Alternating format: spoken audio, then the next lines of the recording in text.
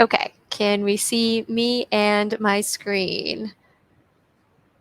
Yes, wonderful. Thank you, Janet. Thank you, Catherine. Thank you, Emily. Wonderful. Okay, great. Well, so lovely to be here with you all today. I hope that the conference is going well for you all so far. I have not been able to see all of the other sessions today, but it seems like everything has been quite interesting, and I will definitely be checking out some of the recordings afterwards as well.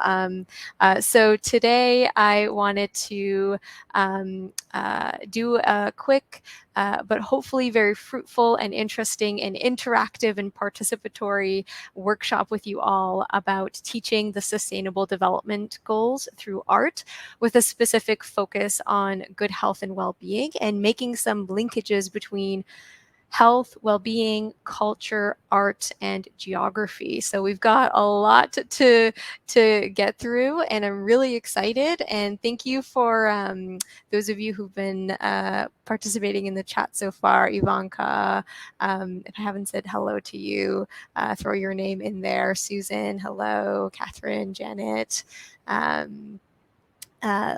Would love to see some of your names in here so I can say a quick hello at some point. Tracy, hi, wonderful, from Richmond Hill, great. Okay, so I'm gonna go ahead and flip to the next slide if my computer will allow me to do so, which for whatever reason it's not. If I do that, oh, maybe not. Okay.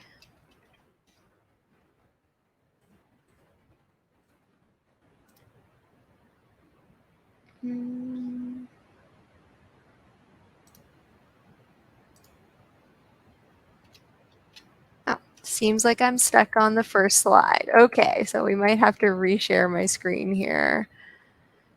It's always interesting how when you do the tests, it works perfectly fine, and then like when it's game time, it doesn't.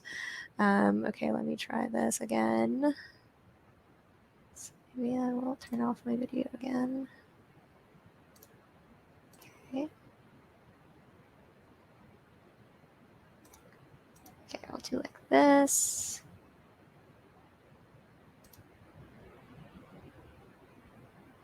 Okay, so hopefully now it works. Okay, there we go. Wonderful. Hi, Erica, and hi, Sherry. Nice to have you both in this session as well. Keep the hellos going. Okay, wonderful. So just a very quick introduction. I won't spend too much time doing an intro, but just so that you know who I am and where I'm coming from. My name is Sophia Mirzayee, and I am a second generation Afghan Canadian. I have a background in human rights and education, and I was born and raised in Ottawa, which is on the unceded and unsurrendered territory of the Algonquin and Anishinaabe Nation. And I acknowledge that I am a settler on this land, and that I have a role in playing to bridge to create bridges towards truth and reconciliation, and I'm very cognizant of that. I am an education and youth engagement officer for the Aga Khan Foundation Canada. For those of you who don't know AKFC or who haven't heard about it before, we are an international development agency that operate in, I think, 15 countries across Asia and Africa, tackling the root causes of poverty through various programs, programming around, for example, education, health, food security, economic empowerment, gender equality, climate resilience, building civil society capacity. And here in Canada, we have a domestic education program. And so I work on the domestic education portfolio. So what my job entails essentially is supporting educators like yourselves and other folks in the NGO sector work with an educative agenda, as well as students, and providing the tools and resources to integrate global development into teaching and learning across Canada. So that is my role at AKFC, and I'm always happy to connect with other educators who are very like-minded, or who might have questions, or might be looking for opportunities. So if you ever want to chat, I've included my email address here and my LinkedIn profile. I'm going to take a quick look at the chat quickly. Oh, wonderful, Erica. Yes, I do remember visiting your classroom and talking about gender equality, and I'm so happy that you found it to be meaningful. We do classroom visits, so if you ever want to reach out to me about that, that's my email address. So nice to see you again, Erica, and thank you, Tracy. I'm so glad that you find our resources useful and amazing. I've been working on a new set of resources, and I'm super excited that this workshop is tailored around our new resources. So we're going to talk a little bit about that. Okay, great. So let's move on to my next slide. Oh, just in case anybody has never heard of us before, I've put some pictures on the left side. You'll see pictures of our office here in Ottawa. We just opened our office back up to tours. So if you ever want to bring your classroom, or if you ever want to do a tour, you definitely can. And then I also wanted to acknowledge that the workshop that I'm going to be doing today, and this most recent set of educator resources, which are available in English and French, that were developed in partnership with the Aga Khan Museum, which is here on the right side of my screen. And they are an incredible institution, one of the very few museums that displays cultural artifacts from all parts of the world. And so we've teamed up with them to develop these resources and to develop this workshop that I'm going to give to you today. So just wanted to acknowledge our wonderful collaborators. Okay, so just very quick housekeeping notes. We'll be using the chat for the most part during the session. So I encourage you to be active on the chat and to participate in whatever to whatever level you feel comfortable doing so. And again, that this workshop is based off of an entire toolkit with multiple lesson plans in it. So we've used the content in that toolkit to develop this workshop. And what we're going to be doing together today is looking at an artifact from the Aga Khan Museum and connecting this artifact to different themes like health, well-being, culture, gender equality. We're just going to be making a lot of connections, and I'm going to also, at certain points in my workshop, talk about how you can integrate this and connect this to geography content as well. So lots for us to do together today. But I wanted to also mention that this is supposed to be very participatory. I'm going to ask you all many questions, and we're going to get engaged with these artifacts and really kind of create some interesting dialogue around it. So hopefully this is a good model that you can take back to your classroom and use as well. Okay, so just in case anyone is unfamiliar with the Sustainable Development Goals, I'm just very briefly going to touch on them and provide a very brief overview, because I'm sure many of you are already in the know. But for those who maybe are not, the Sustainable Development Goals are essentially a collection of 17 different goals, and the main aim of these goals is to ensure to ensure a sustainable future for us all by cultivating peace, prosperity for people and the planet through partnership. That's my little fun way of remembering what the goals are and what their ultimate purpose is. So I always keep in mind cultivating peace and prosperity through for people and the planet through partnerships. So those are the SDGs, and I don't know if you've noticed, but I also am wearing a fun sweater with the SDGs on them. I'm always representing the SDGs. Okay, I have a comment here in the chat from Sherry. We have an Aga Khan Botanical Garden in Alberta. Is that the same organization you briefly mentioned with the artifacts you plan to share with us? So Sherry, what a wonderful question. So yes, there is an Aga Khan Botanical Garden. I actually had the pleasure of visiting it for the first time when I was in Edmonton in June, because I have some family out there and I really wanted to see the Aga Khan Garden. So I went there and it was wonderful. And yes, this is all part of the same sort of institution. So my organization is part of a larger global network called the Aga Khan Development Network. And there are many, many other institutions that fall under that larger umbrella. So my organization is one of those institutions. The Aga Khan Museum is another one of those institutions. And we have a park as well, I think in Toronto, and then we have the gardens in Edmonton. So these are all part of the same umbrella. So you're making the correct connection there, Sherry. And thanks for sharing. For any of those of you who are out west in Alberta, the gardens are really, really beautiful and serene. So I encourage you all to visit it if you ever have the chance. It's yes, at the U Alberta Garden. Thank you for throwing the link in there. Okay, great. So those are the SDGs. And as I mentioned earlier, we're going to be focusing on good health and well-being. So this is SDG number 3, and we have an entire toolkit dedicated to this SDG. But I'm going to use the artifact that we have here for us today to make some connections to good health and well-being. Now, in your classroom, when you're talking about good health and well-being, and you want to kind of make that geography connection, a really good way to do that is to introduce maps. So I'm going to show you a map that was published recently by the UN. It is part of their Sustainable Development 2022 report. And this is a really interesting map that you can use in your classroom with your students to learn a little bit about good health and well-being. So I'm going to switch to the next slide, and you can see the map that I'm talking about. And actually, if I can, I'm going to click on it, and it should be able to take me to, or maybe it doesn't. So I'm going to maybe share a different screen with you all so that you can see the map that I've got. Here we go.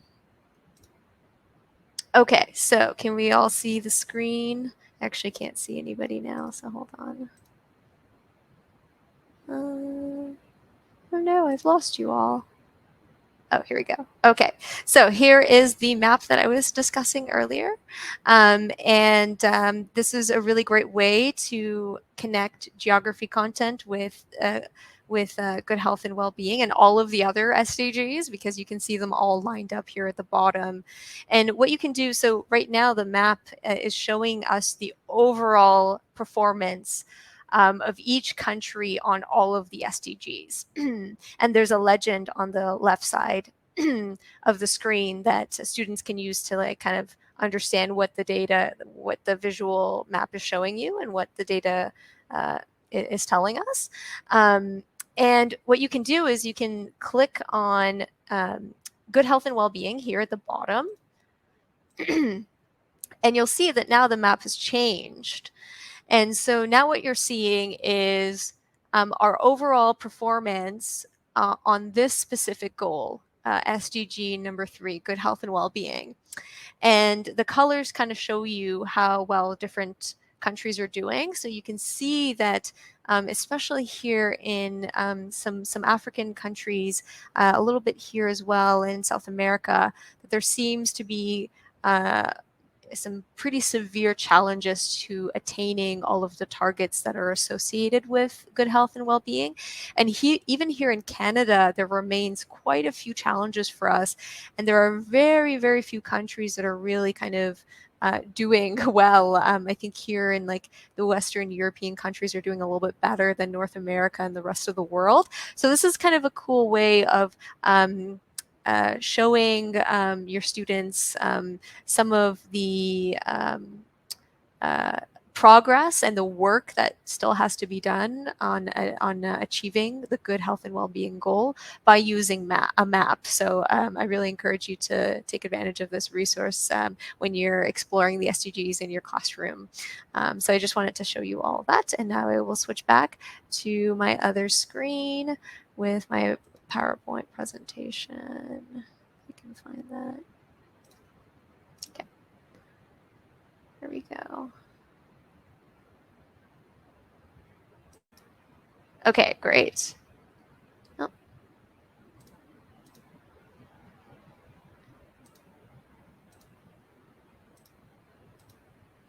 Okay, hold on. There we go. Okay, so the next piece that I wanted to chat about is artifacts. So one thing that you can use is that map that I just showed you in your classroom to start talking about good health and well-being. But another thing you can use are objects, more specifically artifacts or museum art and artifacts. So I just want to very quickly get a gauge of how many of you have used artifacts before. I have a poll here that I'm going to throw up on your screen. Hopefully it works. Fingers crossed. If it doesn't, we can just use the chat. But I'm going to try and launch this poll so I can get a read on how many people in the audience have used for or museum art. I guess it's not cooperating.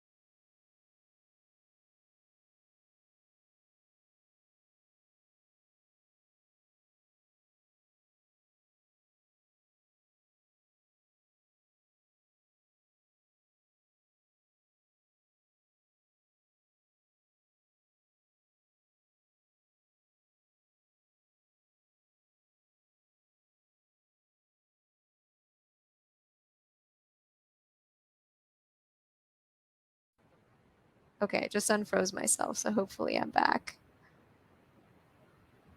Thank you, Janet, for thank you. Okay, wonderful. So we're going to have some fun today exploring some museum art and artifacts, and hopefully those of you who have never used them before in your classroom will feel inspired to do so afterwards. So let's go ahead and get started with that. I'm going to try and share my screen again, and hopefully we don't have any more issues. Okay, great.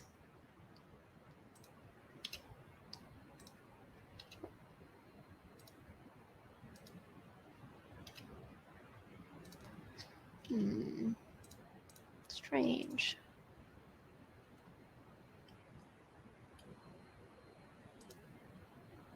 Oh, that's strange. Okay, let me try that again. I apologize for all the back and forth, folks. I usually don't have this much trouble with this.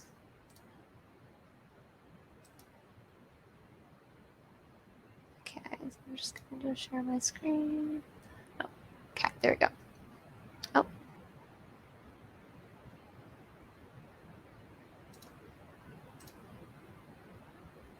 Okay, so I think it kind of went back to the beginning. So here we go.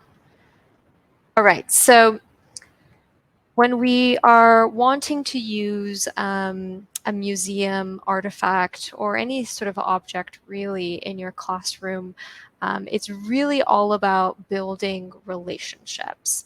So building a relationship between you, there's you, your students, then there's the museum object, and then in this case, there's the Sustainable Development Goals.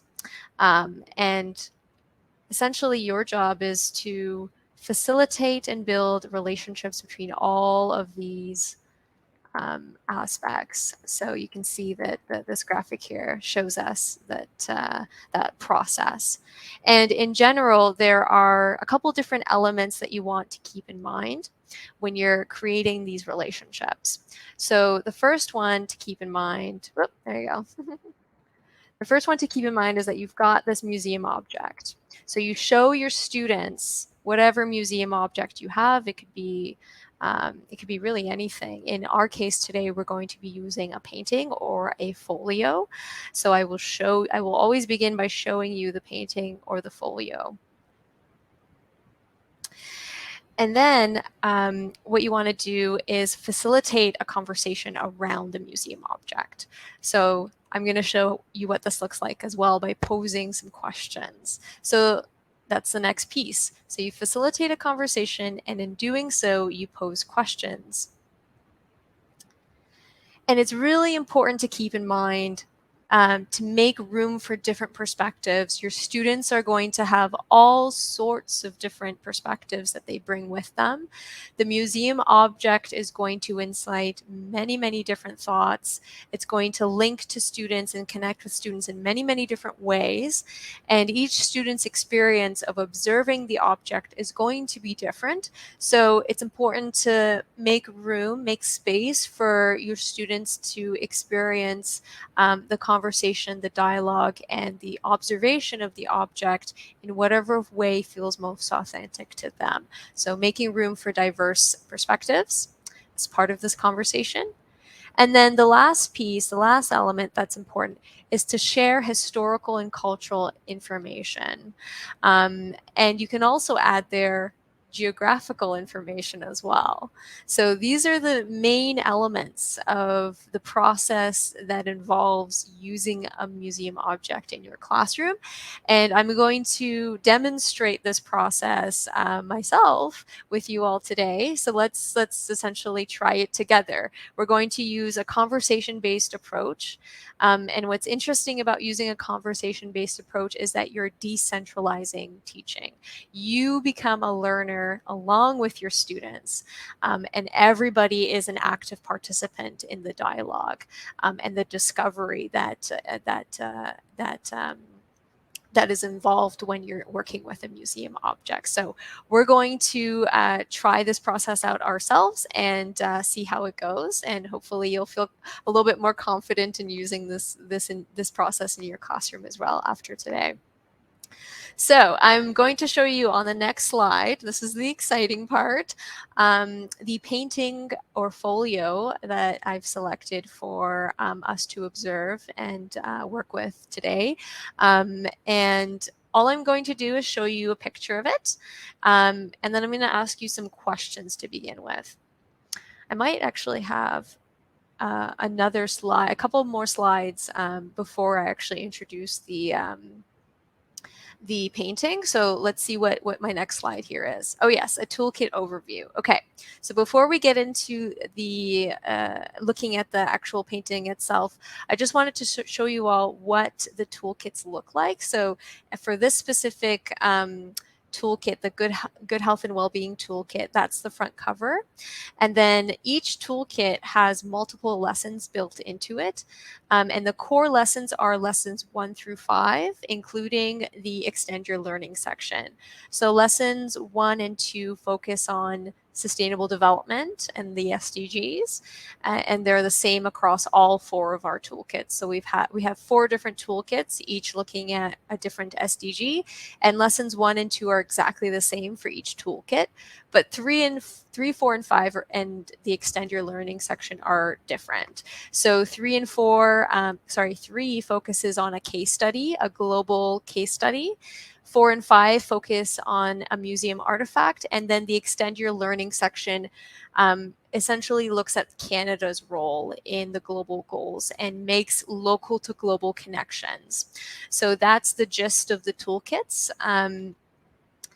And in addition to the toolkits, we actually also developed a range of videos that you can use to help as a supplementary resource. So we have a how-to for our toolkits, just kind of like a how do you even begin to use these toolkits? And then each of the toolkits, we've developed an artifact video. So this includes the artifact that I'll be showing you all today. If you ever are in a situation where, maybe you don't feel comfortable talking about a certain artifact because you don't feel like you have all of the relevant information or the historical background, we've created videos to help you introduce the artifact. And there's a museum educator who has narrated each of the videos. So they are really, really informed on the historical background of each artifact. And they can help, through these videos, they can help you introduce the artifact in your own classrooms. So I highly recommend, if you do use our toolkits, which you should because they're really great, also take advantage of these video resources that we've created as a supplementary resource in your classroom. Okay, so right before you introduce your museum artifact, it's always best practice to ask your students a couple of questions, more broad questions around the theme that's related to the artifact. So in this case, I'm going to ask questions about health and well-being. And so let's open up the floor a little bit. I want to hear in the chat from you all, what is health and well-being? What does that mean for you? What do you need to support your health and well-being? And you can use your own personal experience to answer these questions. And another question you can throw in the mix as well with your students, because I think a lot of students really, really, they want to talk about this. They want to talk about COVID-19 and how it impacted them, and you can throw that in the mix as well. So, what does health and well-being mean to you? What do you need to support your health and well-being? And you can take it further by asking your students about how COVID impacted their health and their community's health. So I want to hear some answers in the chat. What does it mean to you? What do you need to feel supported with your health and well-being? And I'll keep an eye on the chat to read out some answers here.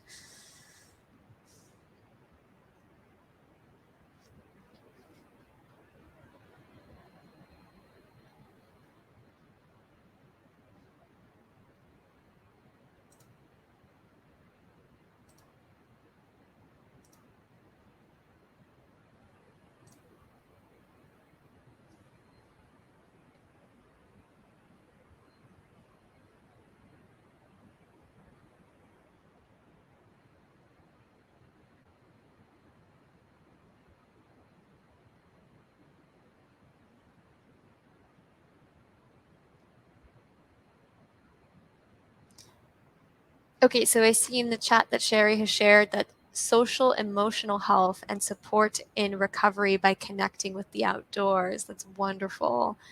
Absolutely. I think that the outdoors is also something that I also lean on to help support my overall well-being. Tracy says a compassionate support system like family, friends, and then extend it to the workplace as well if necessary. Kindersley said, to me, it means sustainable communities and allyship. Inclusive policies are needed. Amelie said, health and well-being is allowing time daily for myself. Ivanka says, being physically and emotionally fit. So these are all really, really wonderful responses. Thank you all for sharing. Laura says, it begins with self-respect. making sure that you are taking care of yourself so that you can also support other people. Sharon says family, friends, workplace support. Erica says balanced work and family time. Absolutely. I agree with you on that. Connect and spend quality time with family and friends and appreciating the outdoors and shared space a bit more. Wonderful. These are great. And time to eat as well. I agree. Absolutely. And you can also, you can go in and like people's responses, which is kind of cool about the hop-in chat. I haven't seen that anywhere else, so that's really cool. Wonderful. Well, thank you all for sharing those answers. And this is really where you want to begin with your students, asking these questions and getting them to connect with the broad topic of health and well-being and share their own personal perspectives. That's really, really important to the dialogue and to helping them really understand and synthesize the content that you then share with them.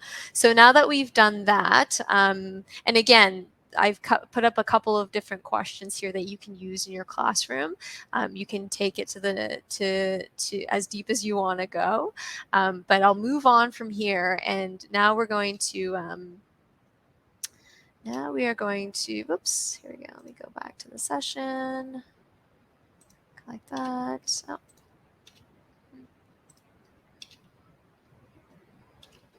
Interesting. Now it's not letting me go to my next slide.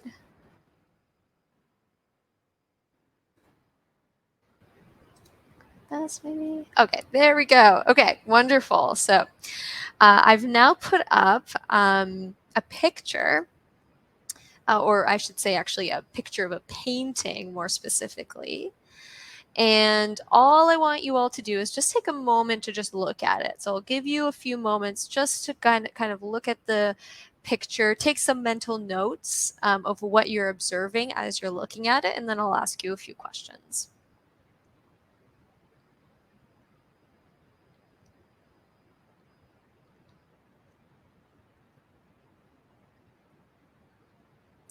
And I've included kind of like a zoomed in detail here on the right hand side of the kind of the main piece of the painting, but just in case it's challenging to see.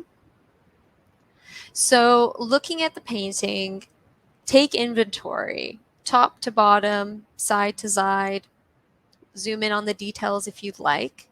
What do you think is happening in this scene?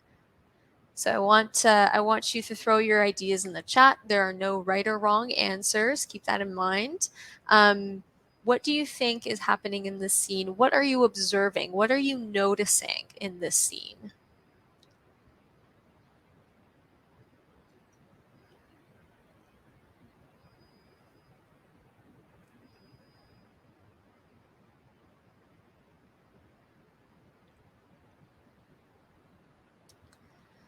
All right, so Erica has thrown in the chat a community.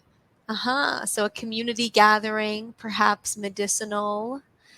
Tracy says sharing that's occurring. Absolutely. Okay. Family sharing a meal. I really like that one. That I think, Catherine, you and I are on the same page. When I first saw this painting, I thought, oh, this is, they're having a meal. They're having a picnic together. It is a family gathering where people are communicating, spending quality time together, engaged discussion. Very, very nice. Intergenerational gathering, people helping a man. Interesting, Emily. Okay, great. These are some wonderful answers. Sherry says, a safe space with a respected elder and a reunion or an exchange. He looks like he is the support for the family. Very, very interesting. Great. These are wonderful contributions to the dialogue so far. I really appreciate it.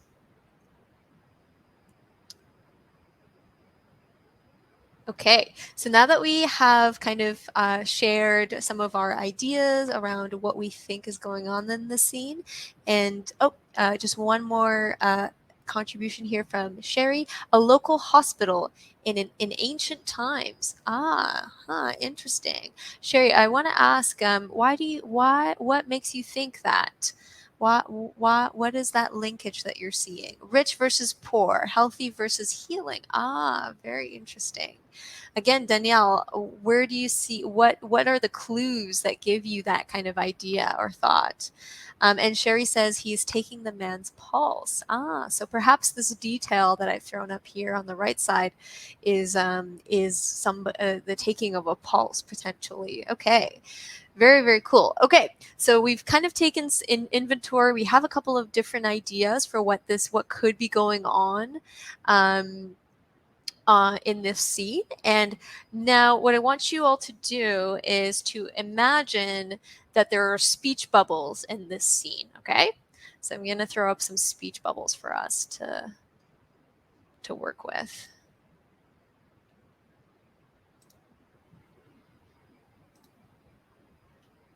So you should be able to see some speech bubbles on there. And Danielle, just really quickly want to say the dark spots on the clothing versus the brightness in the other's attire. Ah, very, very cool. That's a really interesting observation. I haven't even picked up on that detail. So that's great. And your students, when you ask them this question in your classroom, they're going to come up with all sorts of different things. So thank you for that. Okay, so there are now speech bubbles that I've added into the scene. Now, yes, even the cat has the bubble. We cannot forget the cat. I've always wondered what cats are thinking. So this will be an interesting exercise. Okay, so throwing up some speech bubbles. Now what I want you to do is pick one character from the scene. And I want you to think about what you think this character is thinking about in their minds, okay? So you know you can write it down if you want. If you have a notepad in front of you, you could also just think about it in your mind, whatever works best. You can even ask, if you're introducing this in your classroom, you can even encourage students to draw something, draw their answer or something. So really, it's up to you. But pick a character, one character, and think about what you think they're thinking in their mind. So I'll give you about 30 seconds to ponder on that.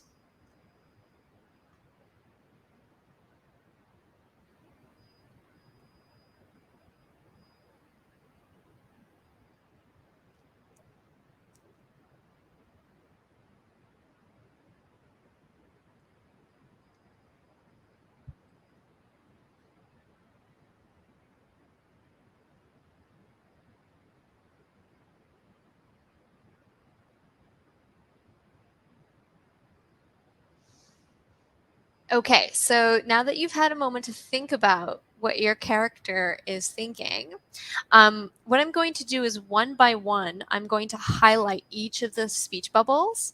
And when you see the speech bubble of your character turn green, I want you to throw in the chat your answer for what you think that character is thinking. Okay, hopefully that makes sense. So there's going to be speech bubbles turning green, and if that speech bubble that turns green is your character, then I want you to put your answer in the chat for what you think they're thinking.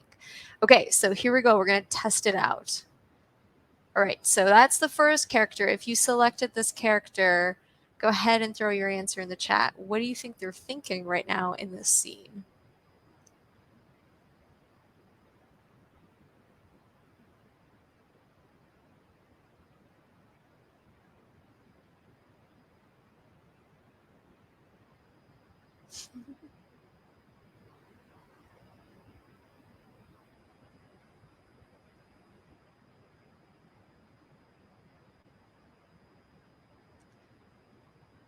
Just realizing the cat doesn't actually have a speech bubble, but we can give the cat a speech bubble. So,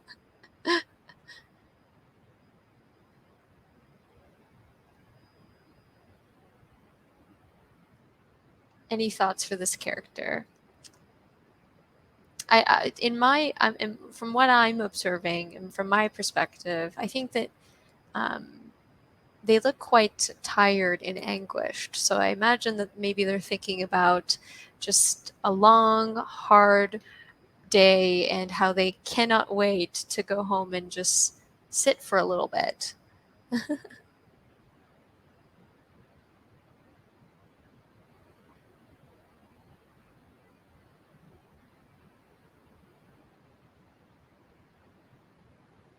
Ah, Catherine, how much further do I have to go? I like that. Janet, I'm late again and they started without me. Oh no. Um, yes, yes. The cat has also had a long day and just wants to be taken home. These are great. Wonderful. Okay, next speech bubble. Let's see the next character. So the individual with the yellow garments. So if this was the character that you selected, let me know what you think that they are thinking.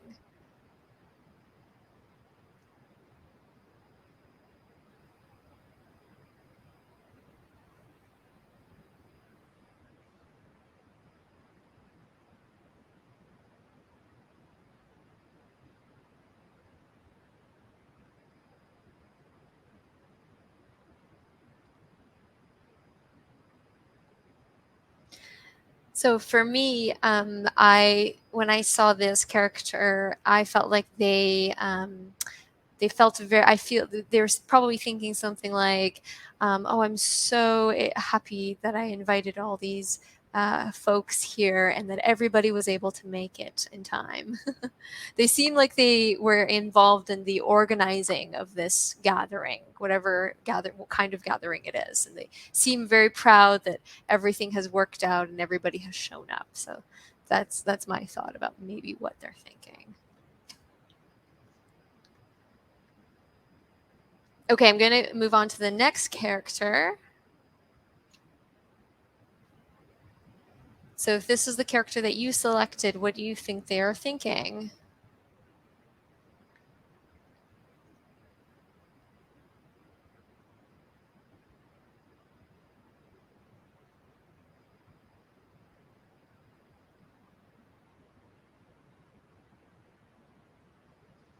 I have more information to consider.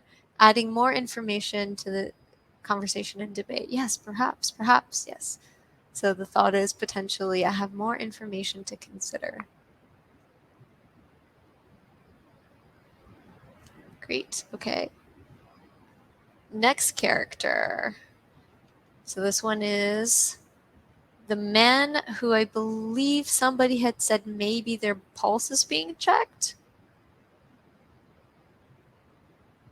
So what do we think this character is thinking?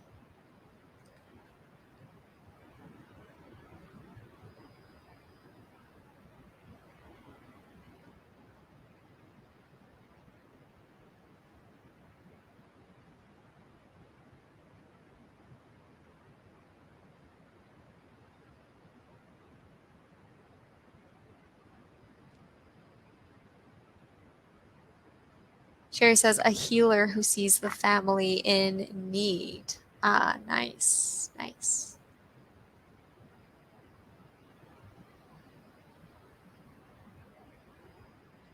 I think when I first saw that character, I thought that they're probably thinking that they're very grateful to be supported in that moment.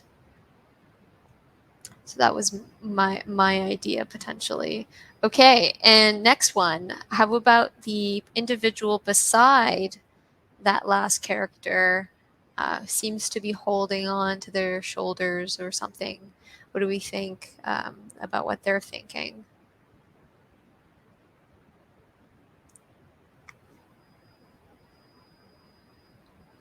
Wanting to help. The nurse, potentially, yes. Thank you, Danielle and Sherry. So, wanting to help, potentially they're a nurse accompanying this other character beside them. She's providing the healer with the support needed. Help, please. Thank you, Emily, Sherry. Thank you. Great. Okay. So it seems like quite a few of you chose that character. Okay, we have three more left. Let's keep going.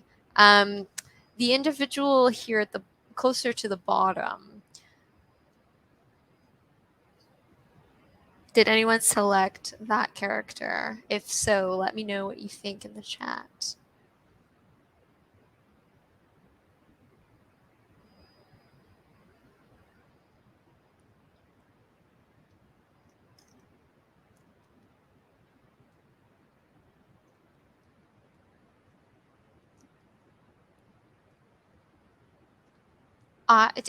from what I'm seeing, I think that they have their finger like on their face. Maybe they're kind of like thinking about something, like like they just kind of maybe walked by this gathering and they're thinking, oh, I wonder what's going on here, something like that maybe.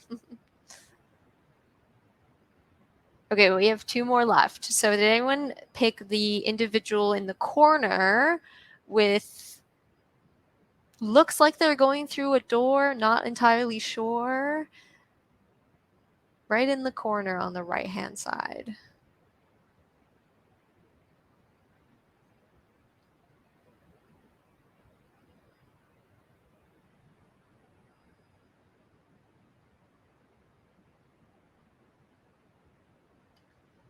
So Sherry says maybe they're thinking leaving for another guest to bring in. Yeah, potentially. Yep.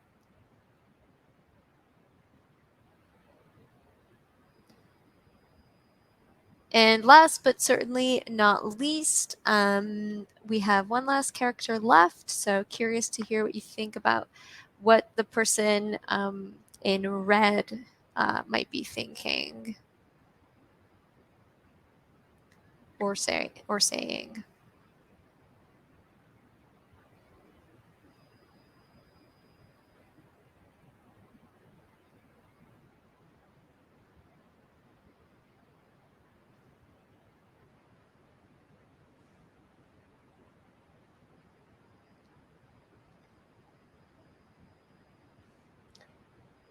Any ideas about this one?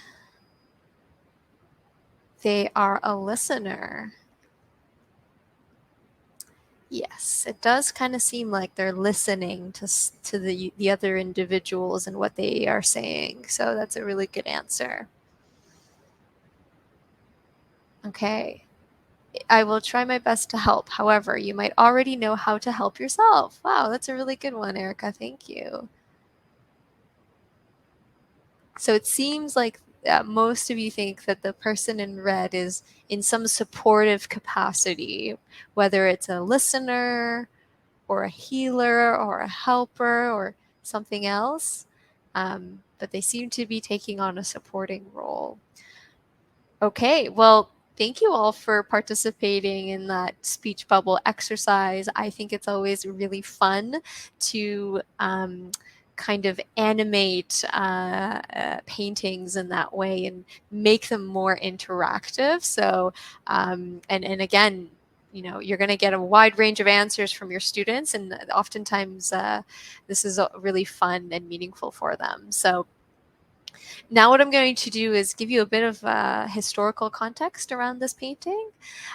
So I'm going to throw up some information on the screen there. So this folio, this painting, is called Visiting the Doctor. So a few of you mentioned some medicinal themes, somebody mentioned hospital, somebody mentioned healer, helper. This is in fact about visiting the doctor. So you were pretty close. Some of you were dead on the nail. Now this image was made over 500 years ago in the late 1500s in Lahore, which is now modern day Pakistan. And this is a folio or a page from a manuscript that's called the Ethics of Nasir. And it's actually written in, you'll notice that there's some writing on this, some text. It's written in Farsi. So in Farsi, this manuscript would be called Akhlaq-e-Nasiri. I could say that because I myself am a Farsi speaker. And the manuscript was made for an emperor who was named Akbar. Now, at this point, this book had 30 chapters in it, and the chapters talk about all sorts of different things, including things like being honest in business, motherly love, not letting children sleep or eat too much, and treating people well. And the writing, as I mentioned, is written in Farsi. It's a language that's spoken in a couple different parts of the world, including in Iran, Afghanistan, Tajikistan.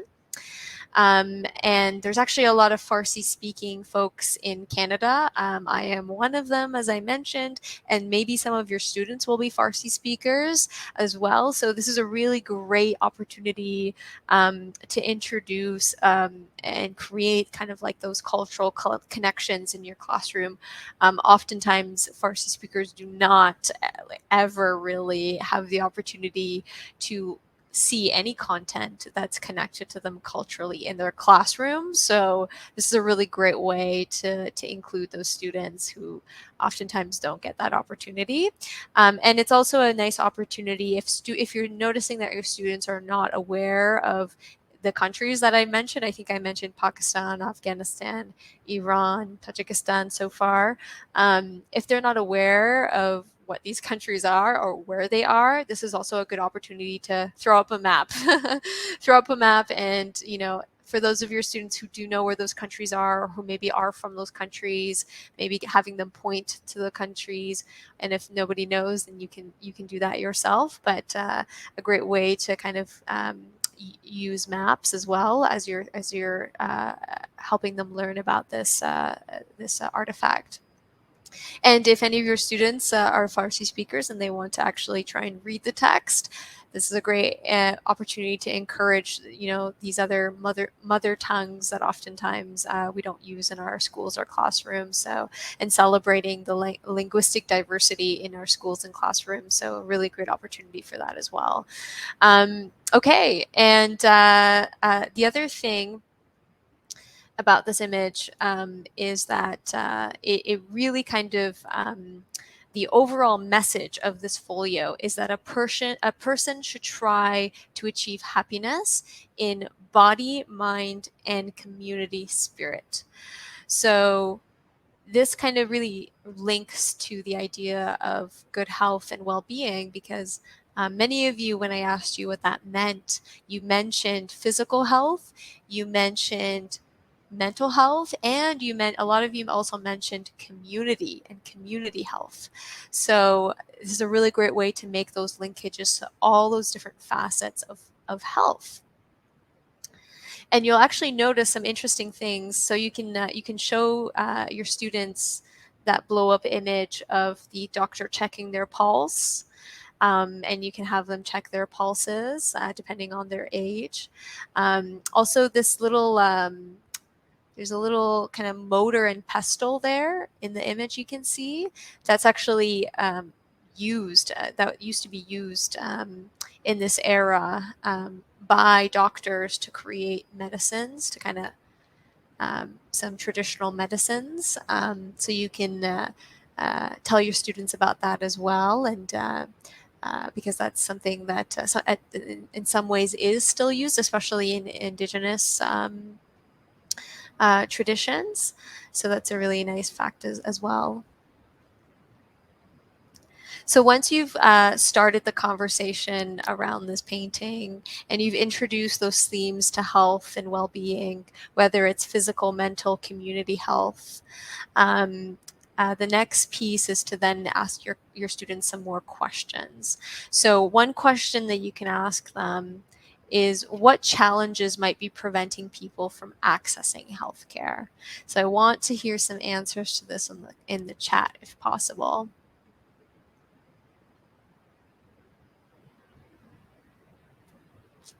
What challenges may prevent people from accessing healthcare? Now, these could be broad challenges, but they can also be more specific challenges, perhaps even geographic challenges. Finances, location, fear. Thanks, Danielle, for that. Yeah, finances is a really, really good one. Not all countries have access to publicly funded healthcare. And also location. It's interesting you mentioned location because if I were to go back to the folio, the title of the folio is literally called Visiting the Doctor, which means that all of these individuals who are visiting the doctor has had to travel to get to the doctor. They've had to go to the doctor themselves. So there is there might be, like, distance can definitely be a huge barrier, geographic distance. Fear, misinformation, absolutely. That's a really, really good one, Erica. Distance away from appropriate healthcare, yes, absolutely, Laura. So geographic distance makes a big difference. Also, if you notice in the folio, you'll see that there are not a lot of children in the photo, in the painting, and it seems to be predominantly men as well. So perhaps some subsets of our population have additional barriers to accessing healthcare. So yeah, that's a really good. Those are some really great contributions in the chat. Thank you. I want to.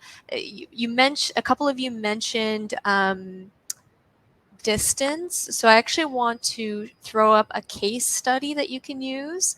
And there are many different case studies, but distance, but also the other thing is geographical terrain can also be a huge barrier. So for example, this Mufida here, she's one of our midwives who works in northern Pakistan.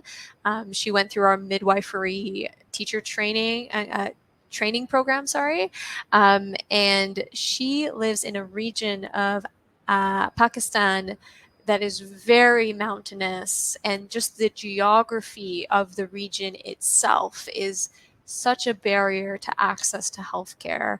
A lot of her clients live in a very remote part of Pakistan that is surrounded by mountains and very difficult and challenging terrain, bodies of water that are difficult to cross and traverse. And so every time she has a client that she needs to visit there, she has to go through this terrain. And it is really interesting how geography, physical geography, can be a barrier to accessing healthcare. So that's, like, that's one kind of connection that you can make. And this is just one case study that I thought I would show you to kind of demonstrate how you can kind of deepen this dialogue with your students and make connections to global communities. But also, if you think about the northern communities that we have here in Canada, a lot of those communities have healthcare facilities that are quite far away from them. And so they also oftentimes have to travel. And so you can make that connection both in a kind of more domestic context, but also in the global context as well. Okay, great. Another question I wanted to ask is, how do you think the other SDGs that I showed you all earlier might play a role in attaining health and well-being? What are some of the interconnections or between the SDGs, and how might they inform our ability to access quality healthcare and overall well-being?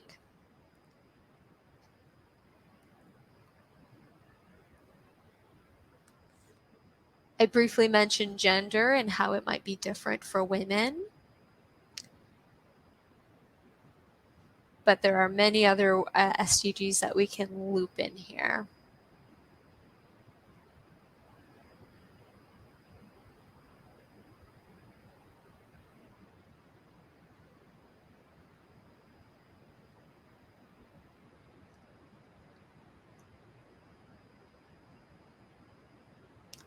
One connection that I can make is, so Emperor Akbar, who this folio in this manuscript was actually, it was created for him. He was actually, despite being an emperor, he was illiterate.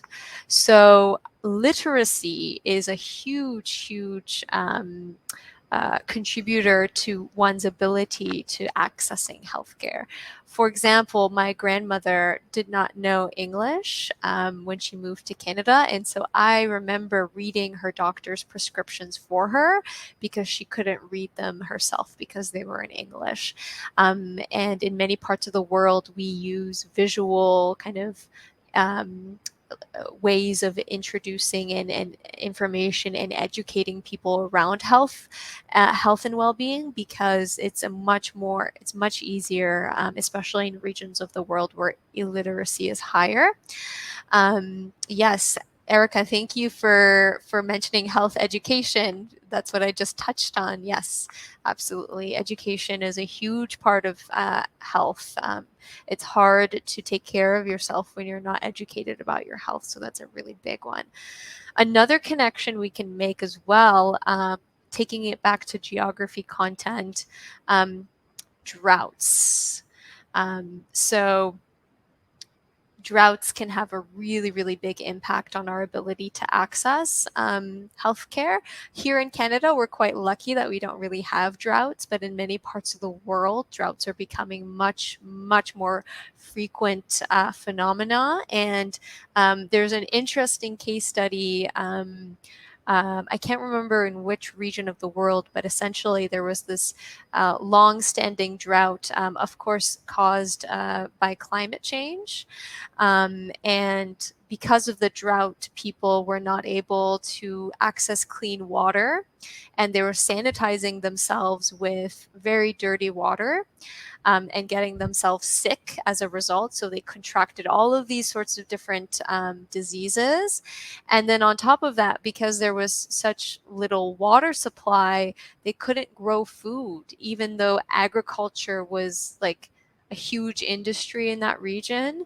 All of a sudden, they couldn't grow nutritious food, and so they couldn't feed their bodies with nutritious food. And again, compounded all of those diseases. Physical diseases, and made people very unwell. And then because of all of these health challenges in their community, a lot of young people had to quit going to school. They had to drop out of school because they needed to go find jobs because their parents lost their agriculture jobs. And so young people had to stop going to school in order to be able to find a job and help provide for their families. And so just there in that one case study, I talked about water, I talked about education, I talked about health, I talked about climate change, I talked about all sorts of different issues. And so really our toolkits try to take a very innovative and interdisciplinary approach by using art as kind of like our main sort of foundation, and then making all of these connections between all these different themes.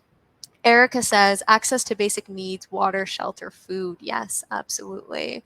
So all of these issues are interconnected, and I hope that I've been able to show you, give you a little bit of a taste of how you might be able to talk about these sorts of themes in your classroom by using art as a launching pad. And if you want more resources like this, please check out our educator page. We have brand new resources linked to 4 of the SDGs available in English and French, as well as all the accompanying digital resources, the videos that I showed you early on, and many other resources, quizzes, other toolkits for educators, lots of different things that you can access on our websites. And if you want to keep up to date, we also do have a teacher newsletter that you can take advantage of. So I'm just going to throw in the chat for in our chat, the link for our educator page, just in case you haven't accessed it before. I know some of you have, so that's great, but I wanna throw it in for everybody. So that you can check out these resources, and hopefully this session was fruitful for you. I hope you all learned a little bit more about the usage of museum artifacts in classrooms.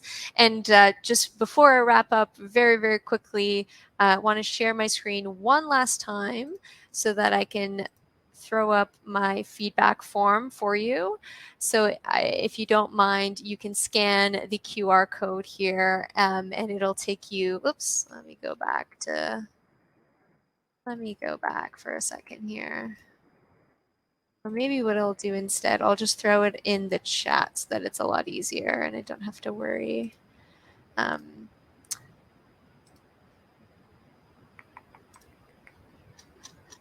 Okay, yes, that's what I will do. So I'm just going to throw in the chat the link to our feedback form. I want to be able to improve this workshop for educators. And so your feedback is really, really important to my capacity to do that. So I would really appreciate your thoughts. If I can even get access to it, let's see if I can do that one more time. There we go. There we go. Okay. No, it's not working. Okay, let me try this.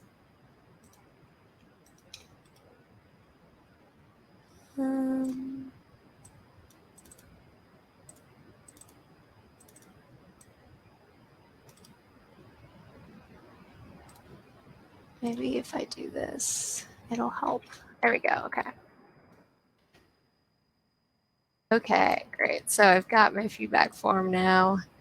And you can feel free to give me any feedback that you would like. If you would also like to have this workshop run in your own classroom, I'm happy to do visits as well, and support you on that level as well. And if you have any questions at all, I've provided my email as well. You can always reach out to me. I love connecting with fellow educators and talking about these topics. So, and thank you all. Thank you, Ivanka. Thank you, Amelie. Thank you, Erica, Laura, Catherine, Janet. Thank you, Janet, for the support and using our resources previously. And Danielle, thank you so much. I hope that this was fruitful and enjoyable and interactive. And thank you for taking the time, and looking forward to connecting in the future with all of you if I have the opportunity. So much appreciated, and enjoy the rest of Kangio's incredible conference. I'm certainly looking forward to visiting some of the other sessions, and I believe there's some networking also going on. So I will definitely be part of the networking sessions if you want to chat some more. Sherry, I'm just going to read this quickly. Breaking Bread with Lauren Oates, Executive Director of Canadian Women for Afghan Women. Oh, that's very interesting. I'm actually myself Afghani, so I will definitely check out that link that you just threw in the chat. Thank you for sharing that, Sherry. This is so cool. I didn't know that this was going on. Very cool. Nice. Great. Wonderful. If you have any questions at all, I'm happy to stick around for a bit longer and answer them.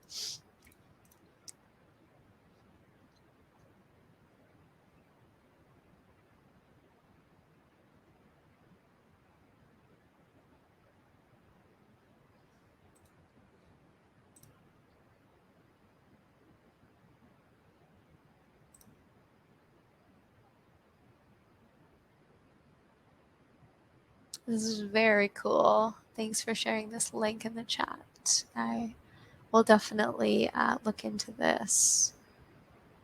Virtual Breaking Bed, August 30th. That's coming up next week.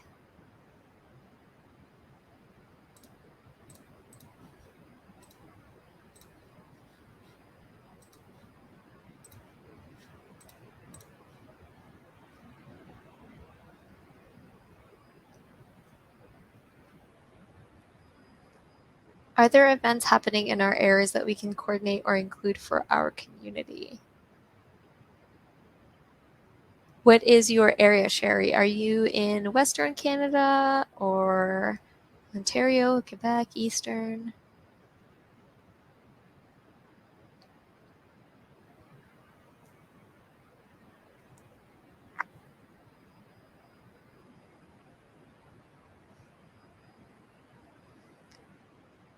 Northern Alberta. Okay. Oh, nice. Very cool. Very cool. I'm not sure if there. I mean, perhaps other people in this session have some events or opportunities they can share, but I can certainly, um, on my end, Athabasca and along. Oh, very cool.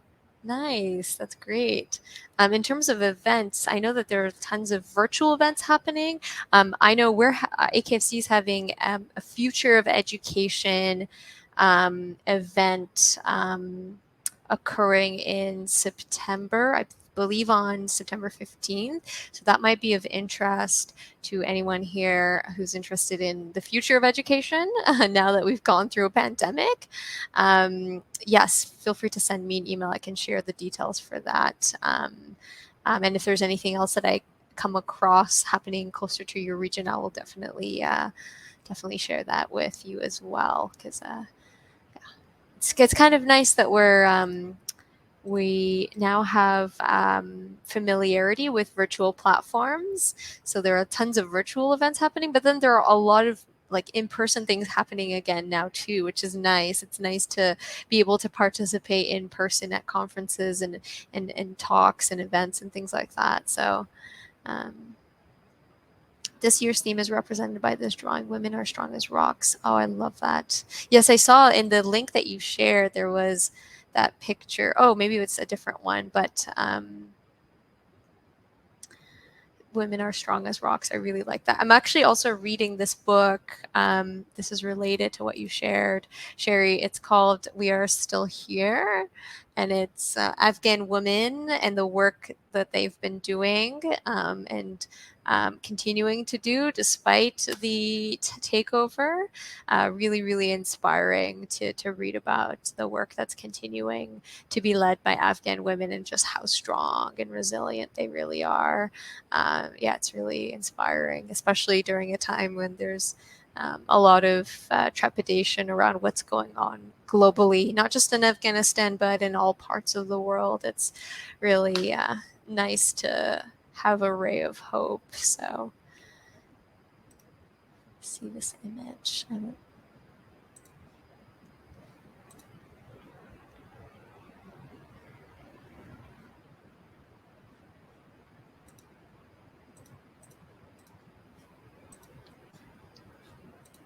Thank you for that. I'm going to definitely check out that image. Oh, I can't see it on here, but I'm sure there's another way I can view it afterwards.